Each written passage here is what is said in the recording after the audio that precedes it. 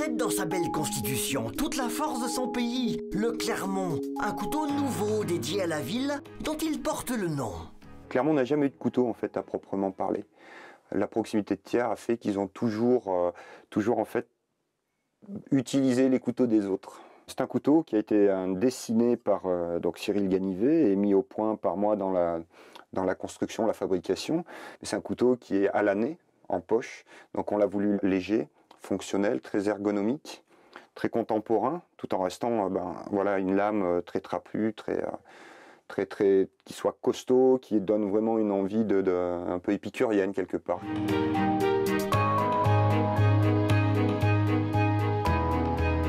On l'a décliné en plusieurs tailles et on l'a mis aussi en version couteau de survie auvergnat.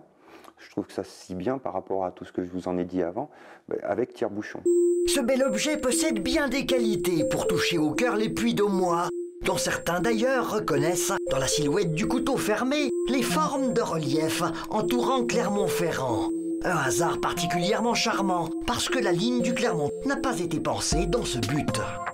Là, le berceau, un peu, la plaine de la Limagne, le siège de Clermont, et en arrière-plan de cette plaine, on pouvait retrouver un esprit un petit peu des monts d'Auvergne. 11 artisans couteliers s'investissent aujourd'hui dans la fabrication du Clermont, dans 2 ateliers, à la Meunerie près de Thiers et à Clermont-Ferrand. Leur objectif, nous offrir d'irréprochables couteaux d'une très sympathique personnalité chacun. Tous vos couteaux sont différents. Si vous regardez le dos des Clermont, ce qu'on appelle le guillochage, vous n'avez pas un guillochage identique. On retrouve des esprits, mais ils sont tous différents. C'est au sommet de l'art coutelier qu'on retrouve le Clermont dans les mains du coutelier d'art Stan Bailleul, qu'il façonne avec d'extraordinaires matériaux dans son atelier boutique de Clermont-Ferrand. Des pierres précieuses, des cailloux, des lames en damas, des choses comme ça, ou voire même plus loin des produits fossiles, donc comme de l'os de mammouth, ça a 6 millions d'années, de l'ivoire de mammouth. Ces matériaux qui nous rappellent le passé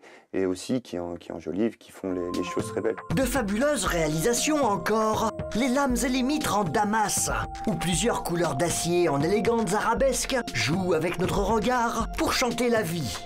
Le damas, c'est un petit peu comme une pâte feuilletée, si vous voulez, d'acier, où par pétrissage et puis étirement, on va pouvoir leur créer, si vous voulez, des motifs à l'intérieur qui sont dans la masse de la lame.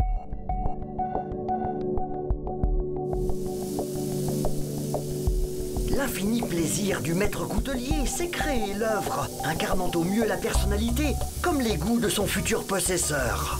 Seul Stan Bailleul est aujourd'hui habilité à réaliser ses couteaux d'art, le Clermont étant un modèle déposé. Le but du jeu, c'est toujours d'arriver à créer la pièce unique qui va être unique au cœur de la personne qui va le recevoir. C'est un objet qui doit vous ressembler automatiquement, vu que c'est des objets qui deviennent patrimoniaux. Vous transmettrez à vos enfants, petits-enfants, arrière-petits-enfants, qui se souviendront du grand-père qui avait ce couteau-là et qui avait été fait par un maître coutelier.